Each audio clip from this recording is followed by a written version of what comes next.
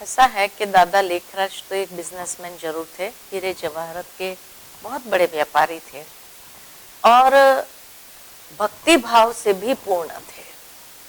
प्रतिदिन गीता का पाठ करते थे।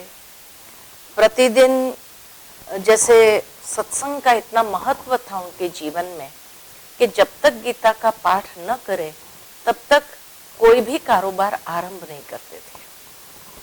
जीवन में उन्होंने अनेक गुरु किए थे, तो एक आध्यात्मिक मानसिकता वाले तो थे ही, भले बिजनेसमैन थे, लेकिन शुरू से ही बचपन से ही कहा जाता है कि जब वो बिजनेस में थे, उनके चाचा की दुकान पर बैठते थे, तभी भी वो लोगों के प्रति, जो गरीब आते थे उनके प्रति सहानुभूति, रहम दिल होकर के उनको थोड़ा एक्स्ट्रा अनाज भी दे देते थे।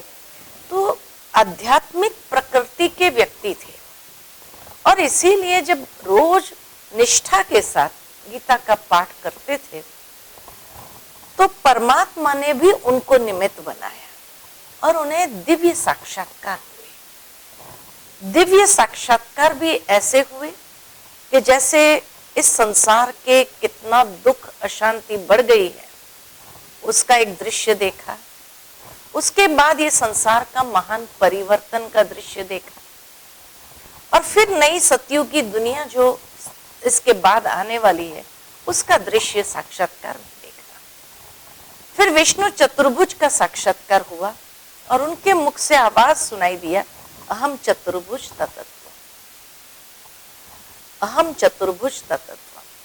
जब सतयुगी दुनिया और महाविनाश का, महान परिवर्तन का दृश्य उन्होंने साक्षात्कार में देखा, तो उस समय परमात्मा ने उन्हें यही जैसे एक आकाशवाणी की तरह आवाज उन्हें आई कि निकट भविष्य में ऐसा महान परिवर्तन होना है और उसके बाद ऐसी दिव्य दुनिया तुम्हें बनानी है। तो जैसे परमात्मा उन्हें निमित्त बना रहे थे, उन्हें तैयार कर रहे थे और उसके बाद परमात्मा का दिव्य अनुभव किया उन्होंने कि परमात्मा कोई साकार मनुष्य नहीं है, लेकिन निराकार ज्योति स्वरूप, एकदम तेजोमय, प्रकाशमान, ऐसा दिव्य स्वरूप देखा और परमात्मा ने उन्हें निमित्त बनाया इस दिव्य कार्य के लिए।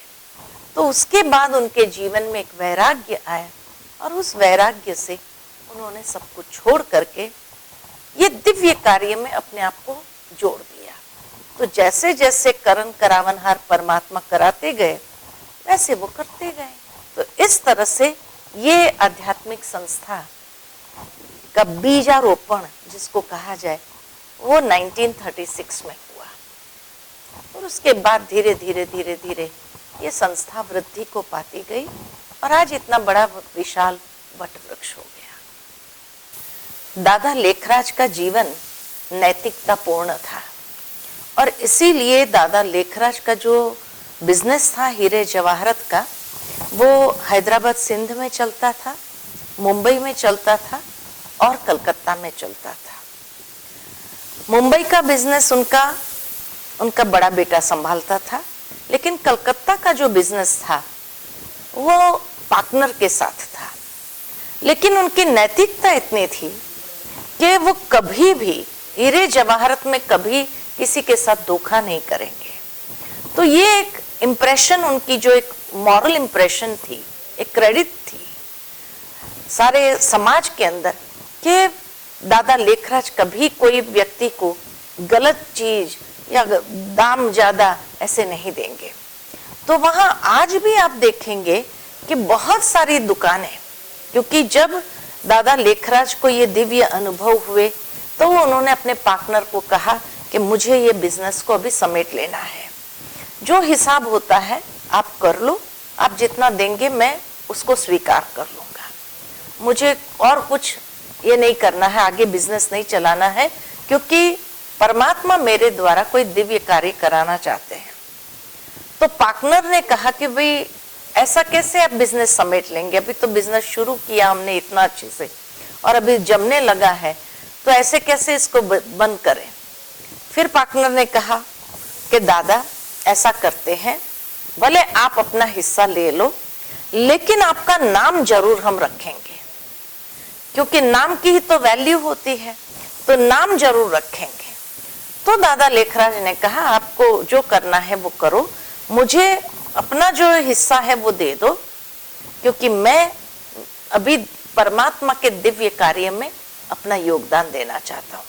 तो आज भी अगर आप जाएंगे कलकत्ता तो वहां लखी बाबू के ज्वेलरी शॉप, ऐसे करके पूरी गली लखी बाबू के ज्वेलरी शॉप हर जगह पर आपको देखने को मिलेगी। यानी दादा लेखराज के नाम से भी आज तक वहां बिजनेस चलता है।